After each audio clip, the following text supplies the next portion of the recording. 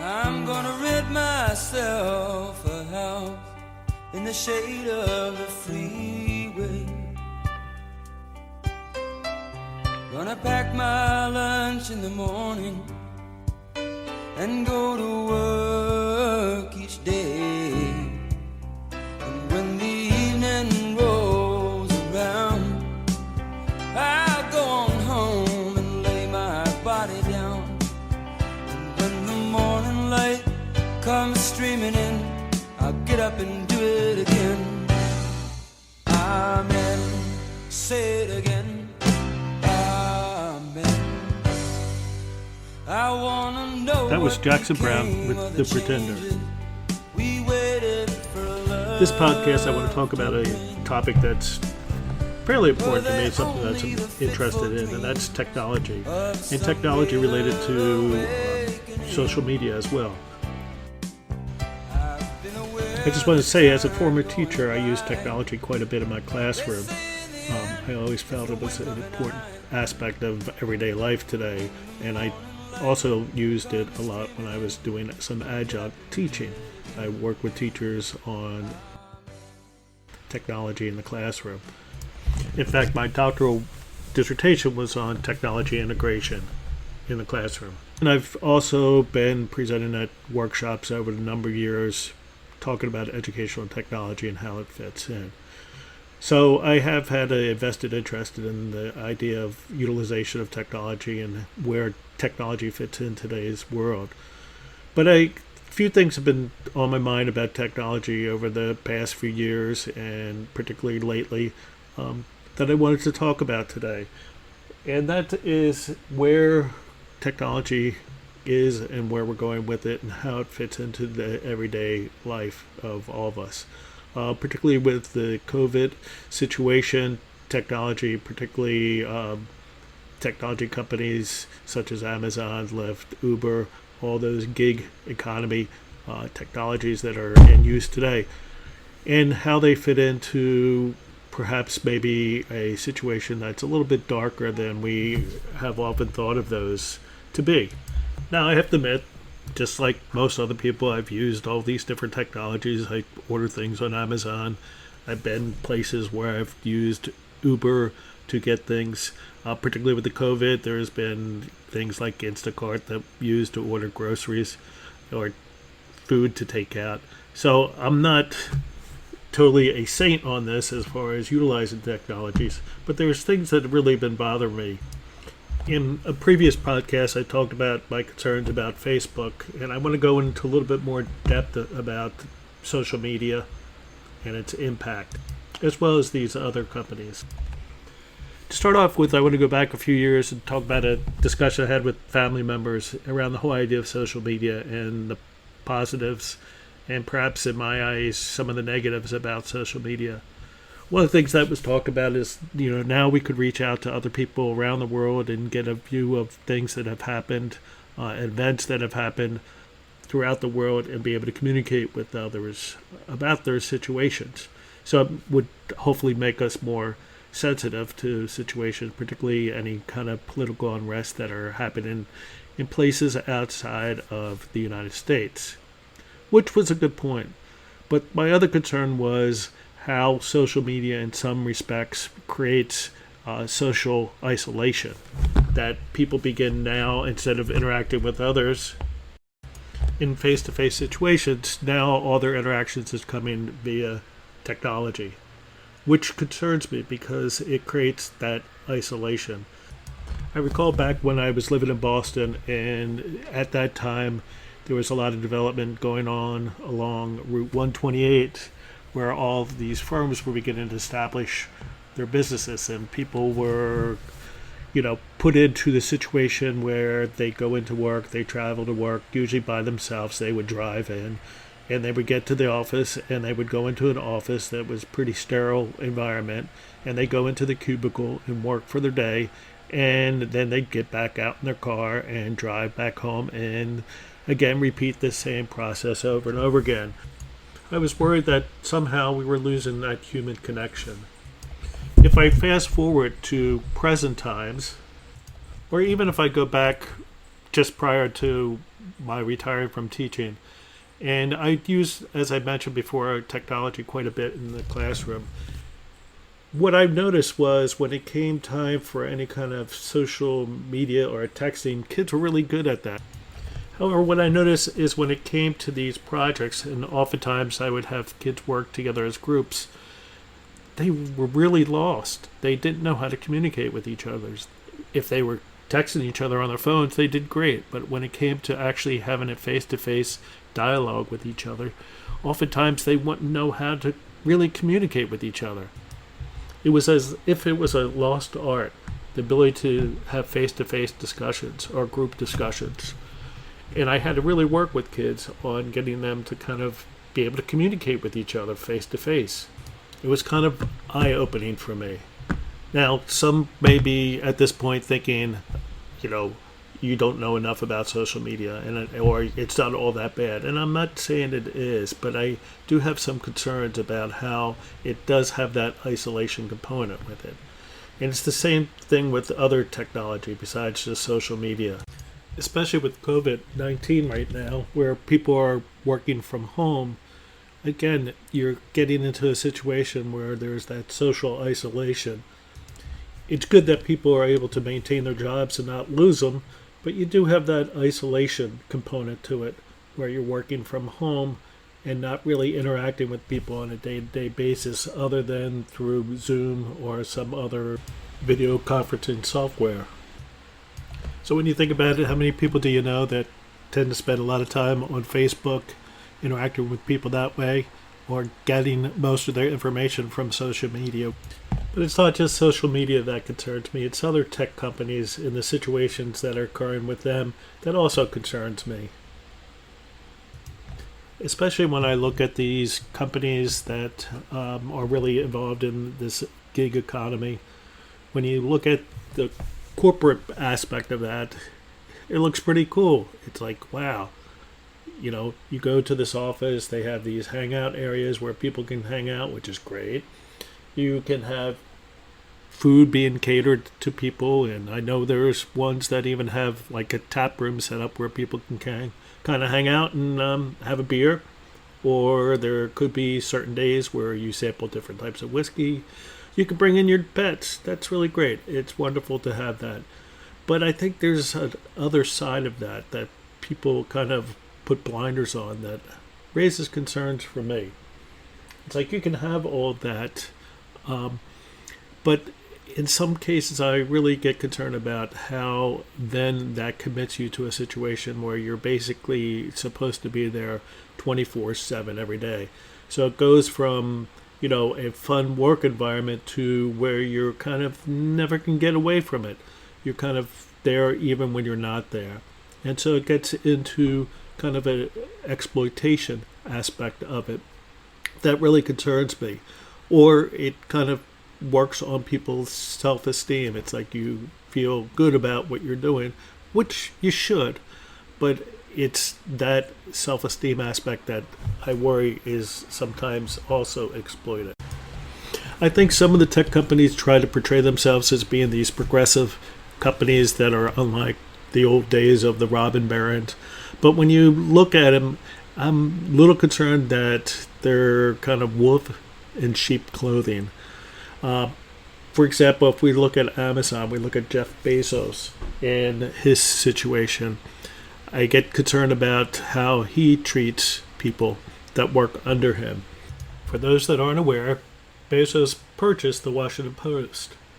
Now, I like the Washington Post. I like the articles that come out. They're very informative. I think they're very revealing about things that are going on, particularly this day and age. But I worry with somebody like him owning that paper, how much he's open to self-criticism of the companies that he owns. For example, the Washington Post. There was a writer that they attempted to silence from publishing an op-ed about being critical of Bezos' treatment of workers at the Post. He was given a written warning about this, not being able to do it. What he did is he took his writing and instead of putting it in the Washington Post, he published it elsewhere as an op-ed. and therefore was given the written warning. It was taken to the National Labor Relations Board, where they found in favor of the writer. So that was good. But the thing about that was it just points out, as much as some of these tech companies try to look like they're progressive and socially conscientious, if we look beyond the surface, sometimes we see a whole different picture that makes these companies not much different than some of the companies in the past that have been anti-union, anti-labor, exploitation of workers. For example, let's take a look at Amazon and how they had a presentation video on how to handle situations that were beginning to occur at some of the Amazon warehouses regarding unionization. There was a lot of situations where people were really being mistreated. If you've seen, there's been articles about how it's all based on quickness, that it basically exploits the workers in the warehouse as well as the drivers. They're on certain designated times where they have to get things done and have to be more efficient, and if they don't, there's a price to pay. So let's listen into a little bit of this presentation that was given to workers on how to handle union activity. Welcome. We're excited to have you at this training, specifically designed to give you the tools that you need for success when it comes to labor organizing. During this course, we'll cover several important topics, such as our position on unions, associate rights, signs of employee disengagement, and how to identify, escalate, and address associate concerns. We are not anti-union, but we are not neutral either. When these attempts were made to perhaps unionize workers at Amazon, there's a memo that was put out that basically tried to smear one of the people that were attempting to organize, and Jeff Bezos was a part of that meeting. I don't know if you noticed, but since the COVID-19 pandemic has started and there was concerns raised about workers at the warehouses for Amazon and drivers having enough protective equipment, all of a sudden now we see these barrages of commercials on, at least I have, about all these happy, wonderful workers and what it's great to be an employee of Amazon. Here's my concern is, why do you need those commercials? What are you trying to do? Because, when I see that, my radar goes off. It's like, you're putting out these commercials because you're trying to hide something other than what the reality is. And, by watching these commercials, I'm going to feel better about how they treat workers. I just really have a hard time with that. You consider that in 2018, Amazon made $11.2 billion profit and paid no taxes. What's that tell you? I think if you look at the situation in Amazon at the corporate offices, what would happen to people that don't participate in Jeff Speak, if they don't speak the same as Jeff Bezos? What are done with those employees, or how long do they last? So my concern is, in a situation like that, is you have Jeff Speak and no one else, and you have that kind of group thought that you have to be a part of in order to be a member. Also, when you looked at the situation when Amazon was talking about opening up other key office sites, there was a big bidding war going on, and cities and areas were basically being held hostage. It became a situation whoever was going to give the biggest tax breaks to Amazon was going to get the site, which meant sacrifice by other people that live in that area. If you're going to give them a tax break, where is the money going to come for other resources, things that are needed in that area? But it's just not Amazon.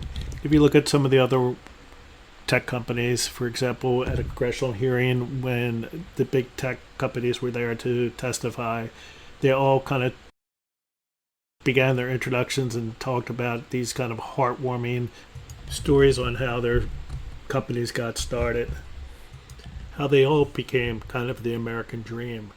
But if you look below the surface, you may get a different story.